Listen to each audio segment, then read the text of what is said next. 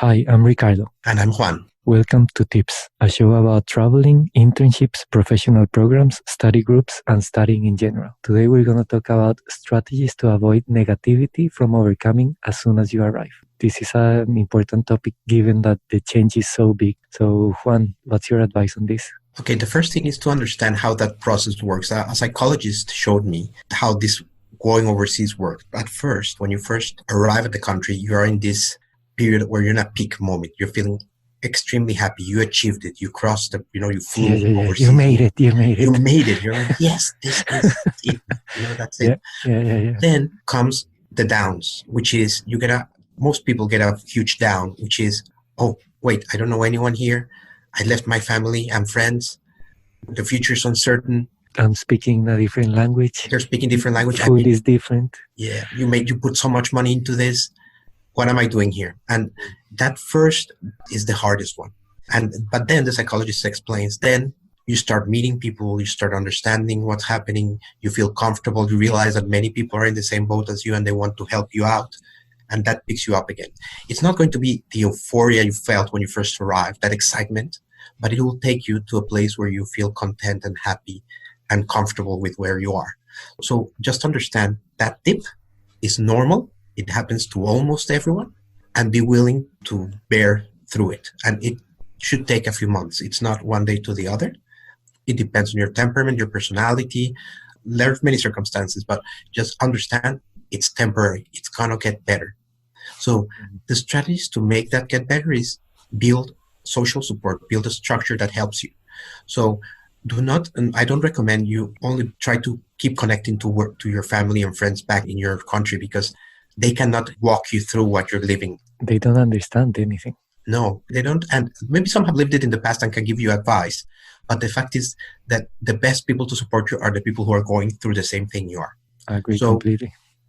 Participate in activities, find online free events, or if you can afford, pay subscription to go to activities or to courses, short courses or whatever. Just make sure you just invest your time in something that forces you to be physically with other people. Mm-hmm. And that is super important. Also, of course, understand when you're traveling, I recommend try not to arrive to a place when it's winter, because if you get there and the day lasts like 8 hours and, it's like 0 degrees, your mood is not going to be the best.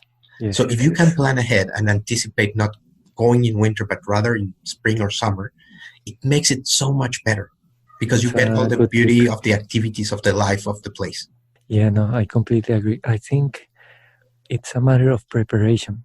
As with many, many things, it's a matter of preparation. And if you have realistic expectations, I think you're prepared mentally, because things are not going to be, as you said, easy. They're going to be hard. They're going to be different.